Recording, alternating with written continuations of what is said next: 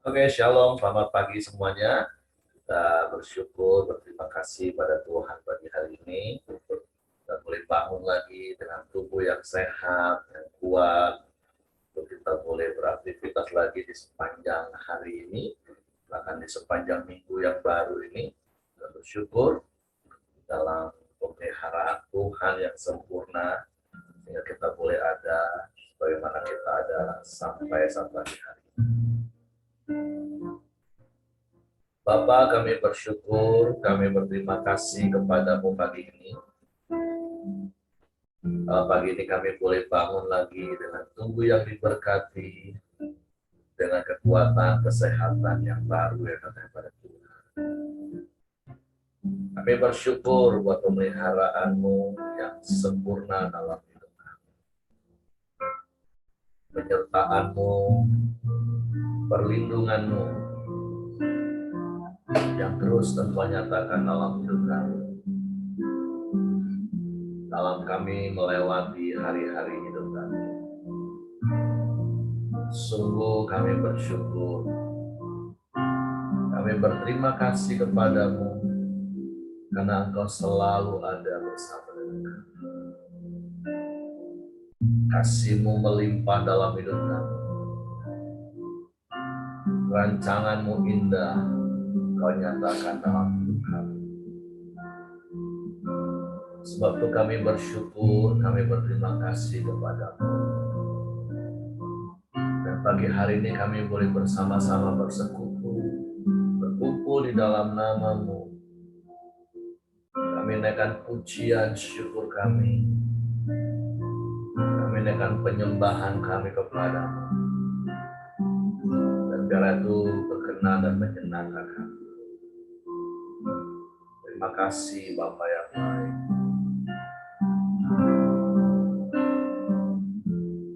Banyak yang Kau perbuat di dalam hidupku. Rancangan indah-Mu terjadi di hidupku. Bapa yang mengerti segala yang ku perlu, kasih-Mu sempurna,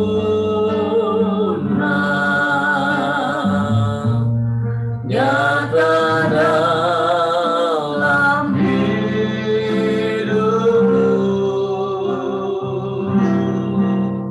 Ku bersyukur Bapa, ku bersyukur Tuhan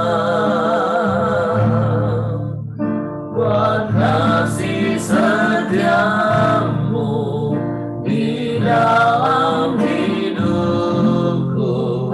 Ku bersyukur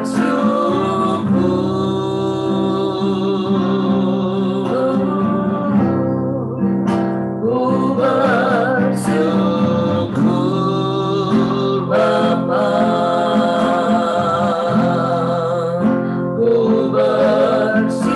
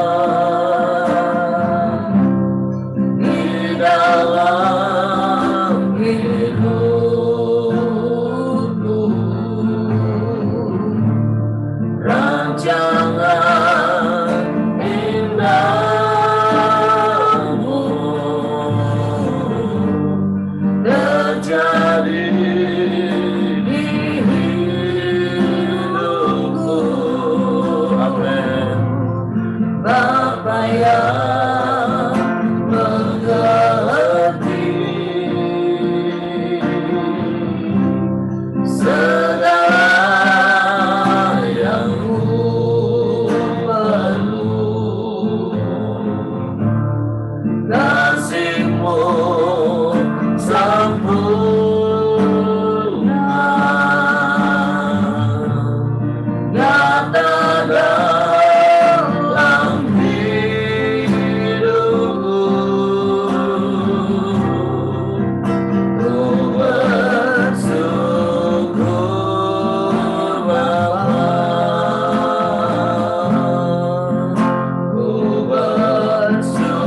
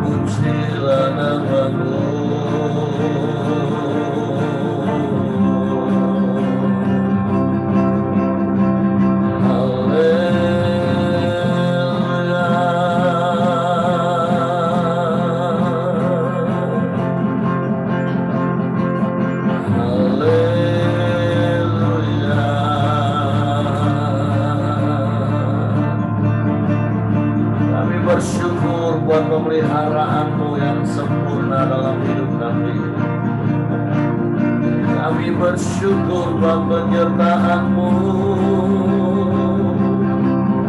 yang ajaib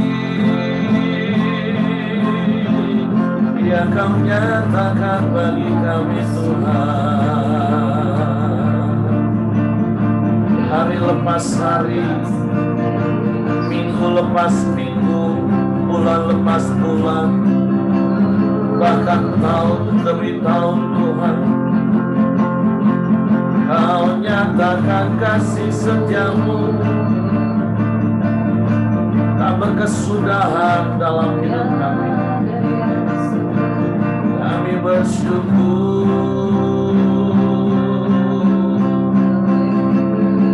kami bersyukur.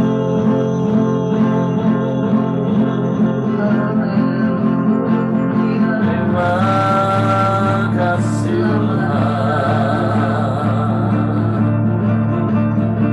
Terima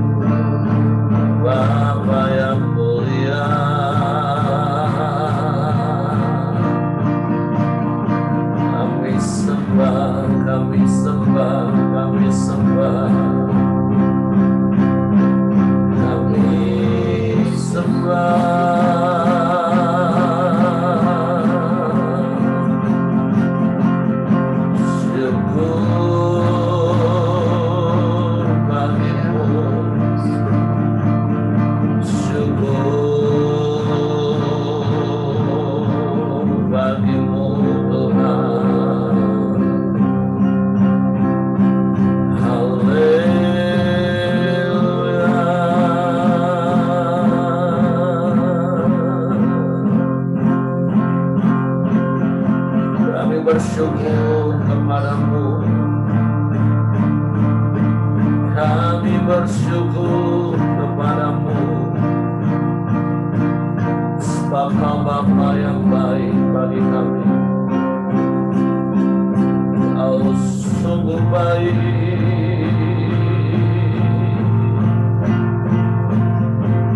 Engkau sangat baik,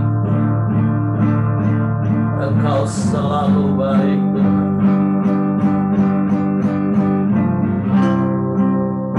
Terima kasih.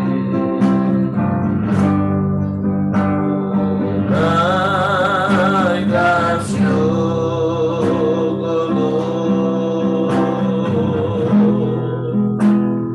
buat hari yang Kau beri.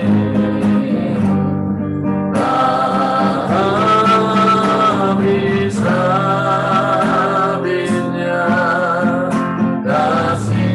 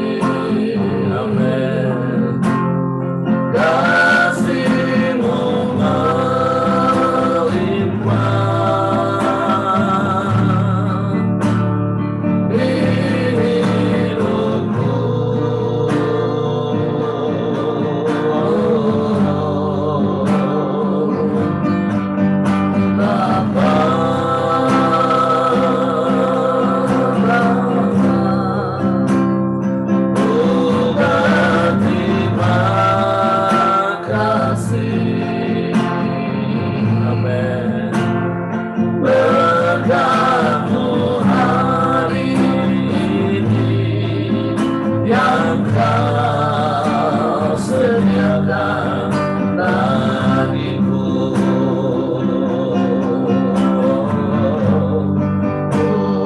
Naikkan syukurku buat hari yang Kau beri. Tak habis-habisnya kasih dan rahmat-Mu. Amin, haleluya. Selalu baru dan tak pernah terlambat pertolongan-Mu. Besar setiamu di sepanjang hidupku. Ku naikkan syukurku, haleluya. Ku naikkan syukurku. Amin. Buat hari yang Kau beri.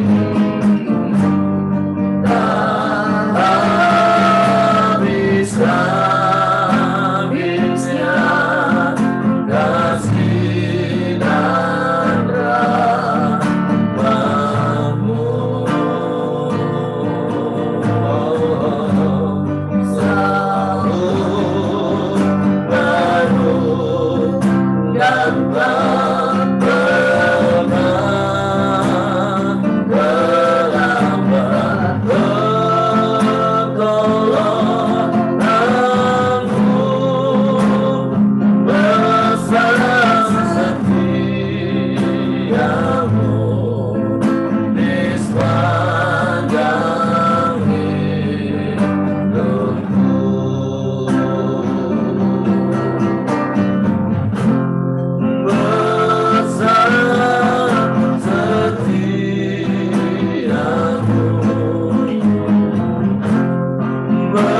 Besar setiamu. Besar setiamu. Besar setiamu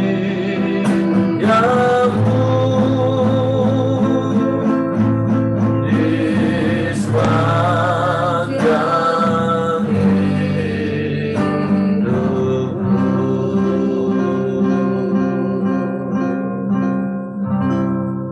Sungguh besar setiamu di sepanjang hidup kami, Tuhan. Sungguh kalau kami boleh ada sampai pagi hari ini, itu semua karena kasih setiamu. Semua karena pemeliharaan-Mu yang sempurna dalam hidup kami. Engkau nyatakan perlindungan-Mu. Engkau nyatakan kasih setiamu setiap saat dalam hidup kami. Engkau jagai kami seperti biji mata-Mu. Engkau hampiri kami dengan kebaikan, dengan kemurahan-Mu yang tiada pernah berkesudahan dalam hidup kami.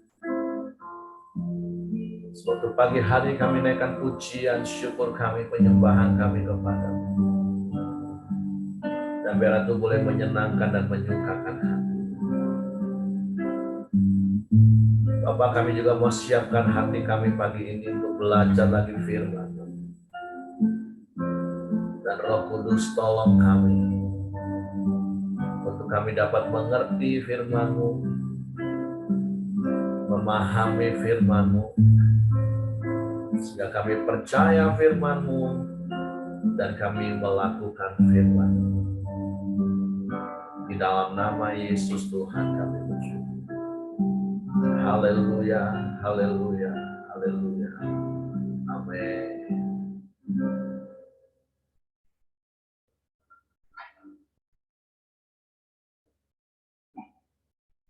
Oke, shalom, selamat pagi semuanya. Kita bersyukur pagi hari ini kita boleh bersekutu lagi bersama-sama dengan Tuhan, dan kita juga terus mau belajar kebenaran firman Tuhan. Hari ini renungan kita di dalam Kisah Para Rasul dari pasalnya yang ke-11 dan dalam ayatnya yang ke-19 sampai ayatnya yang ke-30. Nah, kita bersyukur kalau kemarin kita juga belajar dari Petrus hari Minggu, bagaimana Petrus yang mengalami perubahan dalam hidupnya dari seorang yang ceplas-ceplos, karena Petrus ini orang intim dan orang yang ekspresif, tetapi ketika dia mengalami perjumpaan dengan Tuhan, dia mengalami perubahan hidup, sehingga ketika ada orang-orang yang berselisih paham dengan dia pun, dia bisa menghadapi dengan hati yang tenang, dia bisa menjelaskan dengan baik, sehingga di dalam ayat yang ke-18 dari Kisah Rasul pasal 11, orang-orang yang mendengar perkataan Petrus itu akhirnya menjadi tenang dan memuliakan Allah. Nah, itu renungan kita kemarin. Saya ingin bagikan pagi hari ini, supaya sungguh hidup kita mendatangkan ketenangan dan ketentraman. Dan mulailah dari keluarga kita dan rumah tangga kita. Seperti Amsal 15 ayat 1 katakan, jawaban yang lemah lembut itu mendatangkan ketentraman. Jadi saya berdoa, saya mendorong setiap kita untuk terus belajar menjawab itu dengan lemah lembut. Supaya apa? Supaya mendatangkan ketentraman. Dan sekali lagi itu dimulai dari rumah tangga kita. Puji nama Tuhan. Hari ini kita masuk di dalam ayatnya yang ke-19. Saya akan bacakan bagi Bapak Ibu. Sementara itu banyak saudara-saudara telah tersebar karena penganiayaan yang timbul sesudah Stefanus dihukum mati. Mereka tersebar sampai ke Venesia, Siprus, dan Antioquia. Namun mereka memberitakan Injil kepada orang Yahudi saja. Akan tetapi di antara mereka ada beberapa orang Siprus dan orang Kirene yang tiba di Antioquia dan berkata-kata juga kepada orang-orang Yunani dan memberitakan Injil bahwa Yesus adalah Tuhan. Dan tangan Tuhan menyertai mereka, dan sejumlah besar orang menjadi percaya dan berbalik kepada Tuhan. Nah, hal yang pertama yang kita belajar pagi hari ini adalah dalam keadaan apapun, maka kita mau belajar seperti murid-murid di dalam gereja mula-mula, sekalipun Tuhan izinkan penganiayaan sehingga akhirnya mereka tersebar kemana-mana, tetapi jelas firman Tuhan katakan, namun mereka tetap memberitakan Injil.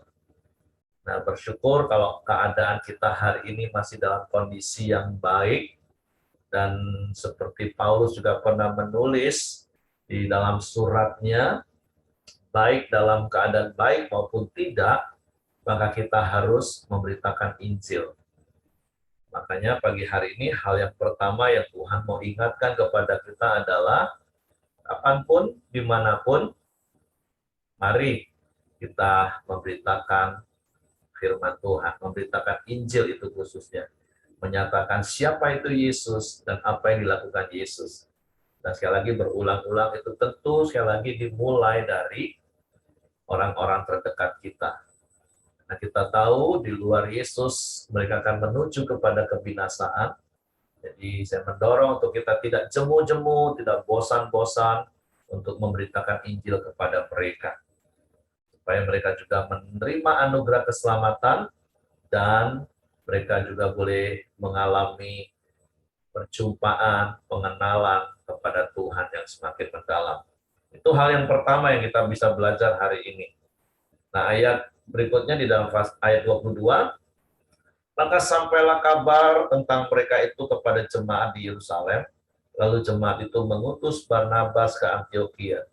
Setelah Barnabas datang dan melihat kasih karunia Allah, bersukacitalah ia. Ia menasehati mereka supaya mereka semua tetap setia kepada Tuhan. Karena Barnabas adalah orang baik, penuh dengan Roh Kudus dan iman, sejumlah orang dibawa kepada Tuhan. Nah, hal yang kedua yang kita mau belajar pagi hari ini, kita butuh orang lain untuk menjadi sahabat yang bisa memberikan nasihat kepada kita untuk kita tetap setia sampai akhir. Seperti ada kalimat bijak katakan gini, kalau kita mau berjalan cepat, ya memang kita bisa berjalan sendirian, itu lebih cepat memang. Tetapi kalau kita mau berjalan jauh dan lama, maka kita harus berjalan bersama-sama. Makanya pagi hari ini kita diingatkan lagi firman Tuhan, kita butuh orang lain, sebab itu tinggallah di dalam komunitas, supaya ketika kita mengalami kelemahan, ada yang menguatkan kita, ada yang memberikan nasihat-nasihat rohani kepada kita. Dan poin penting dari nasihat itu adalah supaya kita bisa setia sampai akhir, tetap setia kepada Tuhan. Jadi itu hal yang kedua yang Tuhan mau ingatkan kepada kita, yaitu tetap tinggal dalam komunitas, supaya apa? Supaya kita bisa tetap setia sampai akhir. Nah, berikutnya kita juga belajar dari ayat yang ke-25, lalu pergilah Barnabas ke Tarsus untuk mencari Saulus. Dan setelah bertemu dengan dia, ia membawanya ke Antiokhia. Mereka tinggal bersama-sama dengan jemaat itu 1 tahun lamanya, sambil mengajar banyak orang. Di Antiokhia lah murid-murid itu untuk pertama kalinya disebut disebut Kristen. Nah, hari ini kita belajar dari seorang Barnabas lagi. Barnabas orang yang bisa menerima Saulus pada waktu dia bertobat. Seperti beberapa hari yang lalu kita belajar, tentu di awal-awal pertobatan Saulus itu bukan masa-masa yang mudah, itu masa-masa yang sulit bagi Saulus secara pribadi tentunya. Ya, Saulus menghadapi yang namanya sandwich syndrome. Dia seperti dalam keadaan terjepit, Bapak Ibu. Di satu sisi, kelompok lama dia menganggap dia seorang pengkhianat, sehingga dia dikejar-kejar mau dibunuh. Tapi di satu sisi, kelompok baru, yaitu murid-murid orang-orang percaya pada waktu itu, belum sepenuhnya bisa menerima Saulus karena latar belakang Saulus. Nah, kita sudah belajar beberapa waktu yang lalu, bersyukur karena ada Barnabas. Dan kita tidak tahu secara detail apa alasan akhirnya waktu itu Saulus juga akhirnya terpisah dari Barnabas. Tapi kita bersyukur hari ini kita belajar dari Barnabas. Kalau engkau sudah nggak dengar lagi tentang sahabatmu yang dulu rajin pelayanan, yang dulu bersama-sama dengan engkau setia kepada Tuhan, dan tiba-tiba kayaknya hilang dari peredaran, dalam tanda kutip, segera cari. Kenapa? Karena kalau nggak dicari, bisa benar-benar hilang dari peredaran. Pagi hari ini, Tuhan mau mengingatkan setiap kita. Saya nggak tahu siapapun orangnya yang Tuhan taruh di hatimu hari ini. Kalau itu adalah sahabat-sahabatmu yang dulu bersama-sama dengan engkau, sama-sama beribadah kepada Tuhan, sama-sama setia, ya minimal sama-sama korandeo dengan kita pagi hari ini, dan sepertinya sudah cukup lama hilang dari peredaran. Tuhan ingatkan, yuk cari terus, supaya mereka kembali dan mereka boleh sama-sama setia kepada Tuhan. Tentu sekali lagi bukan berarti kalau nggak ikut koramdio lagi berarti udah nggak setia sama Tuhan. Nggak seperti itu Bapak Ibu. Saya tidak pernah bermaksud seperti itu. Tapi alangkah baiknya kalau kita ingat orang-orang yang dulu bersama-sama dengan kita, terus hari-hari ini kita jarang ketemu, ya minimal kita cari dulu, terus kita tanya apa yang terjadi. Siapa tahu memang mereka dalam kondisi lemah imannya, dan mereka butuh dinasehati, mereka butuh dikuatkan, Mereka perlu diajak lagi untuk bersama-sama tetap setia sampai akhir. Seperti apa yang dilakukan oleh Barnabas. Ketika dia ke Tarsus, dia sengaja, karena ayat itu jelas katakan, lalu pergilah Barnabas ke Tarsus untuk mencari Saulus. Jadi memang dia sengaja ke Tarsus itu untuk mencari Saulus. Jadi sengaja. Dan tentu kita perhatikan ayat itu ya, masih memakai nama Saulus. Belum berubah jadi Paulus. Nah, mungkin di satu sisi, seperti saya katakan tadi, karena sandwich syndrome tadi, antara mau balik kepada kelompok yang lama, udah tahu itu salah, tapi kalau nggak balik ke kelompok lama, dia dikejar-kejar terus untuk dibunuh. Sementara dia mau menceburkan diri ke kelompok yang baru, orang-orang percaya waktu itu juga belum sepenuh hati menerima, masih penuh dengan kecurigaan. Nah, tentu itu situasi yang sulit sekali lagi. Tapi bersyukur karena Saulus mengalami perjumpaan secara pribadi dengan Tuhan, dan ada Barnabas yang sekali lagi sengaja ke Tarsus mencari Saulus, dan kemudian membawa lagi Saulus pelayanan. Jadi pagi hari ini sekali lagi Tuhan ingatkan kepada kita, kalau ada sahabat-sahabatmu yang sudah mulai hilang dari peredaran, cari mereka Bapak Ibu. Oke, nah berikutnya, pelajaran berikutnya yang bisa kita dapat di ayat 26, di Antioquia murid-murid itu untuk pertama kalinya disebut Kristen. Nah, jadi sekali lagi kata Kristen itu muncul bukan dari Yesus, satu, dan juga bukan dari orang-orang percaya, murid-murid. Jadi Yesus tidak membawa agama Kristen, dan murid-murid juga tidak memproklamirkan dirinya, oh kami Kristen, enggak. Tapi di Antioquia, orang-orang yang di luar murid itu memanggil, menyebut murid-murid Kristus itu Kristen. Nah, kenapa mereka menyebut seperti itu? Karena sekali lagi, arti kata Kristen itu adalah pengikut Kristus. Artinya sama kalau kita sekarang menyandang dalam hidup kita itu kata Kristen dalam hidup kita, itu jangan karena kita yang memproklamirkan diri, oh aku beragama Kristen, atau lebih tepatnya, aku Kristen, bukan. Tapi sungguh biarlah orang menilai hidup kita sebagai orang Kristen. Sehingga seperti berkali-kali saya katakan, jangan sampai kekristenan kita itu hanya sekedar agama. Karena berkali-kali juga saya katakan, kekristenan itu bukan sekedar agama.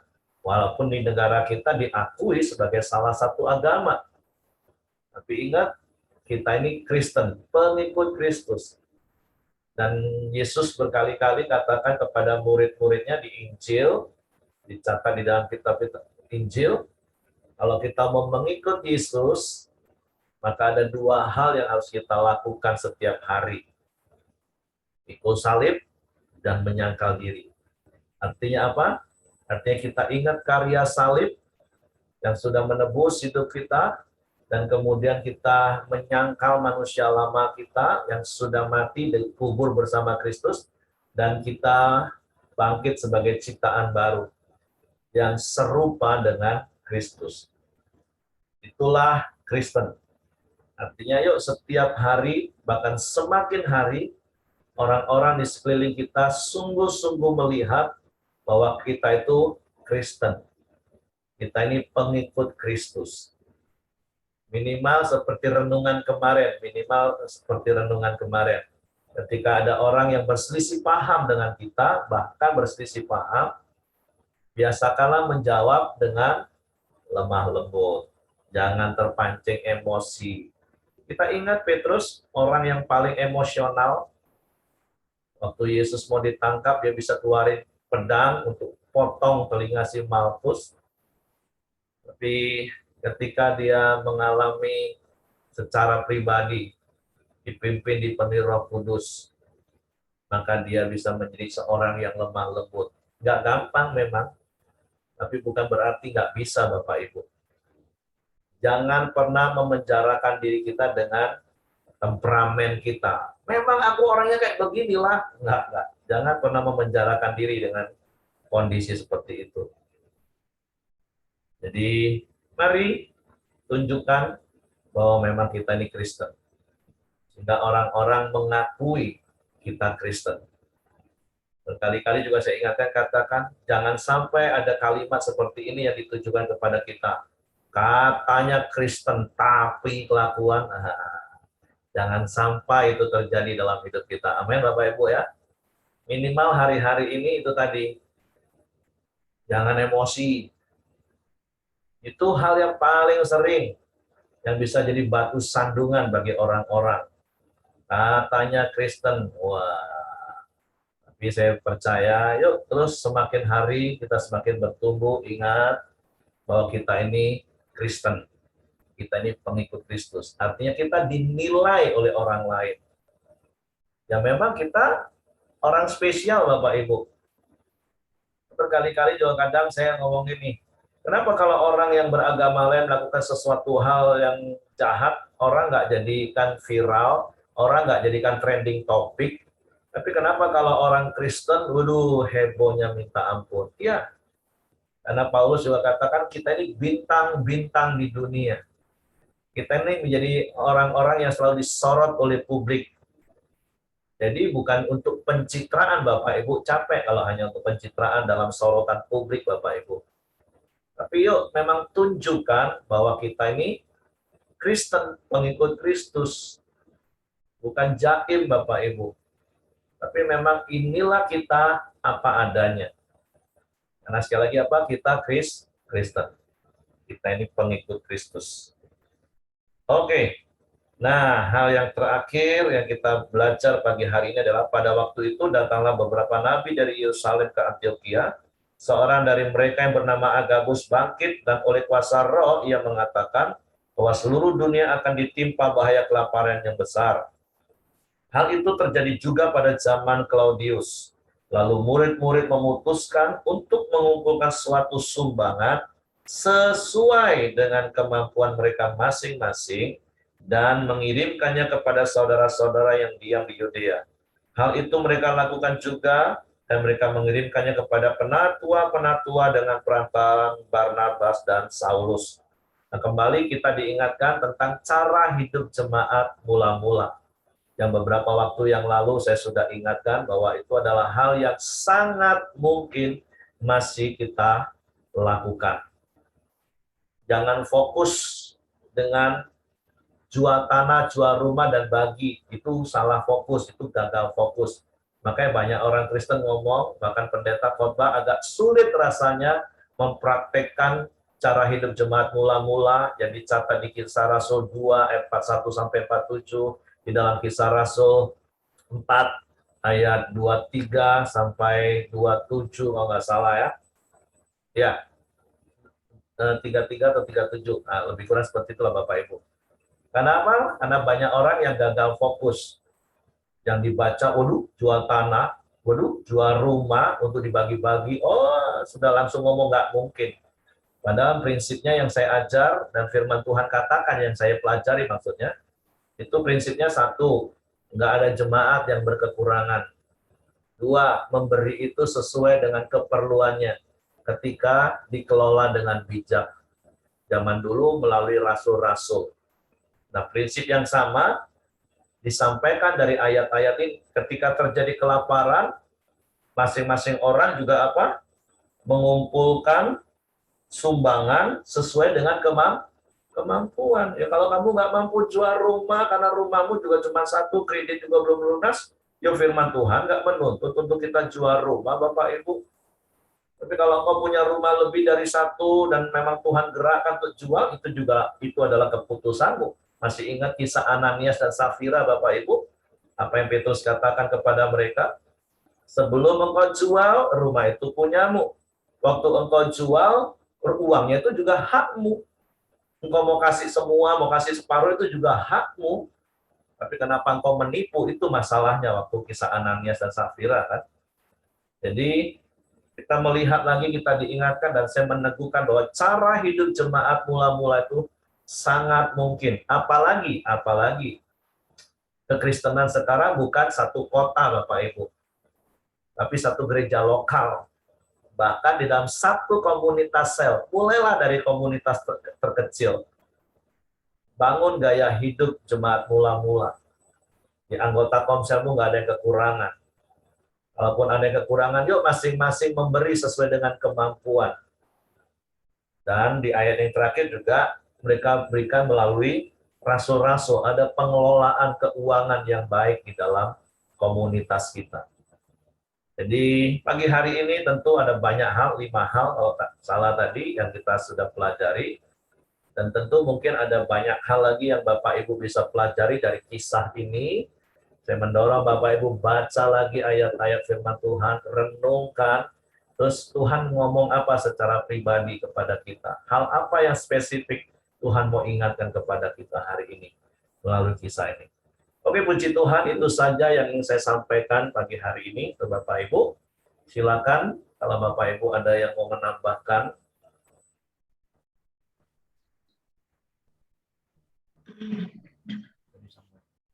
Oh ya, selamat ulang tahun untuk Bapak Johnny Samuel. Kita doakan sekalian. Oke, silakan Bapak Ibu kalau ada yang mau menambahkan sesuatu. Bu Mirianti, silakan. Sedikit ya, di ayat 28 itu Agabus ya, oleh Roh Kudus dia mengatakan bahwa dunia akan ditimpa bahaya kelaparan yang besar. Nah, itu pada zaman para rasul. Bapak Ibu, kalau dikatakan akhir zaman, mungkin kita ya memang tidak tahu kapan akhir zaman ya. Tapi saya percaya akhir-akhir ini adalah masa-masa sukar. Bukan karena pandemi saja, tapi juga itu mempunyai dampak ekonomi bagi semua orang. Nah, Bapak Ibu, contoh teladan saling mendukung, memberi itu sudah dari dulu dicontohkan ya. Bahkan Pak Heri tadi katakan ya yang paling kecil ajalah jemaat komsel, ya toh. Nah, ya, saya setuju sekali. Jadi ini pada masa-masa zaman sukar ini kita lebih saling mendukung satu sama lain, memberi supaya tidak ada yang kekurangan, apalagi kekurangan makan di komsel kita, janganlah ya. Atau saudara kita, saudara kandung, mau saudara sepupu, mau keluarga yang dekat kita. Jangan ada mereka yang sampai tidak makan. Nah, itu yang saya dapat hari ini tentang apa yang dikatakan Agabus pada saat itu di zaman para rasul. Ternyata zaman ini juga terus berlangsung ya sejak pandemi. Ternyata pandemi itu dimulainya kan Maret 2020. Kita sudah lewat Maret, sudah April, ini sudah 2 tahun lebih. Kita berdoa supaya dinyatakan di Indonesia ini COVID menjadi endemis. Tapi kalau saya lihat orang-orang yang usia lanjut, ini di gereja saya tadi malam jam 9 malam itu dipanggil Tuhan, usia 70 ke atas ya, 73. Ya, memang ada sakit, tapi terakhir memang masuk rumah sakit COVID positif. Aduh, Bapak Ibu, masih ada. Saya juga ini di pekerjaan saya kan hari-hari saya bergumul dengan pemeriksaan laboratorium yang begitu. Kadang masih saya dapat konsul gitu ya. Mereka konsul, dokter ini positif. Ya, saya bilang masih ada. Walaupun 1, 2, 1, 2. Nah, ini saya yakin ini zaman sukar. Tapi ya kita berdoa supaya zaman sukar ini segera Tuhan lewatkan dan kita ditolong untuk melewati masa-masa sukar ini. Itu yang saya dapat hari ini. Nah, mengenai kota Antioquia, Bapak Ibu. Ternyata Antioquia inilah suatu kota awal mula pemberitaan Injil bagi seluruh dunia. Bukan cuma orang Yahudi, tadinya para rasul kan mengajarkan, memberitakan hanya kepada orang-orang Yahudi. Setelah di Antioquia ini nanti ke belakang-belakang Bapak Ibu kita akan membaca bahwa sampai ke seluruh dunia, bahkan kita ini, bahkan saya sekeluarga terutama bisa jadi Kristen ya karena pemberitaan penginjilan, pemberitaan Injil. Itu yang saya dapat hari ini. Jadi saya setuju kalau tadi Pak Heri mengatakan jangan sampai kita itu orang Kristen mendapat marker gitu ya. Jangan orang Kristen itu mendapat petanda bahwa orang Kristen itu jelek, jahat, curang ya, enggak. Ada firman Tuhan yang beberapa waktu lalu dikutip Pak Heri, saya lupa di mana. Hendaklah kamu dibaharui oleh pembaharuan budimu. Ya, pembaharuan akal budi. Itulah yang kita tempuh. Makanya rajin baca firman Tuhan, Coram Deo, diingatkan lagi. Nah, ternyata pembaharuan akal budi itulah yang membuat kita bisa menjadi anak Tuhan yang lemah lembut. Saya punya teman di Bandung, dia juga penatua, namanya Pak Purba. Ternyata dia itu, maaf ya, dia tuh Chinese Bapak Ibu. Istrinya yang orang Batak. Nah, Pak Purba ini kalau saya, Pak Purba itu karo ya? Enggak Bu, aku ini Purba pura-pura Batak. Lucu orangnya. Nah, kalau Ibu Purba itu yang Batak benar-benar asli dari sononya Batak. Bapak Ibu tahu enggak? Ibu Purba ini lemah lembut. Sampai saya gini, nah dari sini saya harus belajar. Sama dari etnis yang keras ya, tapi Ibu Purba itu lemah lembut Bapak Ibu. Wah, saya nggak menduga kalau tadinya saya kira yang Chinese itu Ibu Purba. Taunya yang Chinese Pak Purba. Saya bilang ya udah kita belajar dari sesama anak Tuhan bagaimana menjadi lemah lembut. Aduh, saya terima kasih sekali, makanya saya bersaksi ingat saya sama Pak Purba, Bu Purba. Bisa dikatakan dia ya senior rohani saya lah. Itu yang saya dapat hari ini Pak Heri. Jadi masa-masa sukar, kita memang harus saling menolong. Ya, kekristenan yang kita dapat ini memang awal dari pemberitaan Injil. Itu Pak Simon raise hand. Terima kasih, puji Tuhan. Pak Simon mau tambahkan sesuatu karena raise hand lagi. Oh enggak. Oke, jadi terima kasih untuk Ibu Merianti yang mengingatkan kita lagi. Jadi mari renungkan firman Tuhan, terus lakukan firman Tuhan. Saya percaya kita pasti bisa, karena ada Roh Kudus yang Tuhan sudah berikan dalam hidup kita.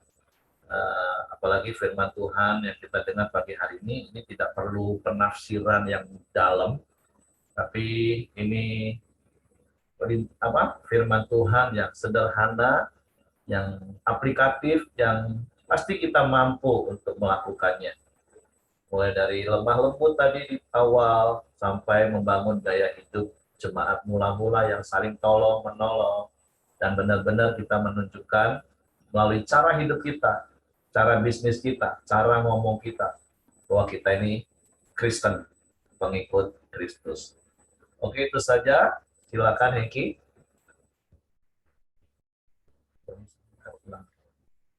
Mari kita masuk dalam doa kita di pagi hari ini. Bapa yang baik, kami bersyukur kepadamu ya Tuhan di pagi hari yang indah ini. Kami terus datang menyembah, memuji, dan meninggikan namamu ya Bapa. Biarlah Engkau terus disukakan ya Tuhan. Terima kasih buat setiap kebenaran firman-Mu di pagi hari ini ya Tuhan. Biarlah kami terus Tuhan diberkati ya Bapa. Biarlah kami terus juga Tuhan akan diingatkan kepada teman-teman kami, bahkan saudara kami Tuhan, untuk menguatkan mereka kembali ya Bapa, untuk mencari mereka Tuhan. Biarlah hidup mereka terus bersama dengan kami dalam suatu komunitas, orang-orang yang hidup di dalam kebenaran-Mu ya Tuhan. Terima kasih Bapa yang baik, kami bersyukur kepadamu. Di pagi hari ini kami juga berdoa buat Buyung Christian Tuhan, yang dimana melamar kerja di maskapai Susi Air ya Tuhan. Biarlah Tuhan bukakan jalan ya Tuhan. Biarlah Buyung Christian Tuhan dapat panggilan Tuhan dan diterima kerja di maskapai Susi Air Tuhan. Tuhan tolong Buyung Christian ya Bapak. Terima kasih Tuhan juga berkati kehidupan Buyung Christian. Kami serahkan Buyung Christian ke bawah tangan kuasa-Mu. Dan juga kami juga berdoa buat Ibu Mirianti dan Pak Siregar.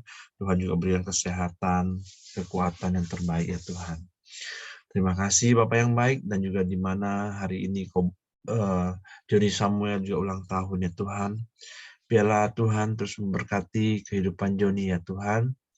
Tuhan pakai Joni ya juga ya Tuhan untuk memperluas kerajaan-Mu, dan juga melalui kehidupan Joni banyak jiwa-jiwa yang dimenangkan ya Tuhan. Tuhan berkati keluarga Joni Tuhan, istri dan juga anak-anaknya ya Bapak.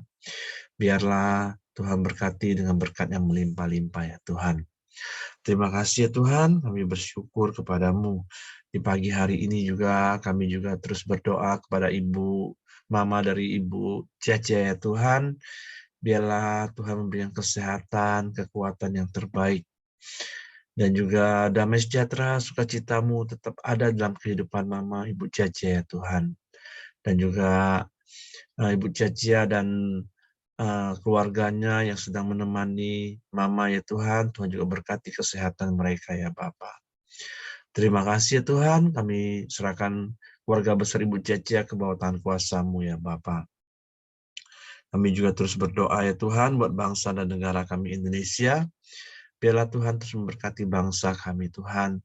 Tuhan terus membawa bangsa kami hari demi hari lebih baik Tuhan. Dari sisi perekonomian, keamanan, Tuhan terus memberikan yang terbaik ya Bapa. Tuhan juga memberkati pemimpin bangsa kami, presiden kami, wakil, dan juga menteri-menteri yang ada ya Tuhan. Tuhan memberikan mereka hikmat, terus membawa bangsa kami untuk lebih baik lagi ya Bapa. Terima kasih ya Tuhan, kami serahkan bangsa kami Indonesia ke bawah tangan kuasa-Mu. Mari kita masuk dalam doa Bapa kami.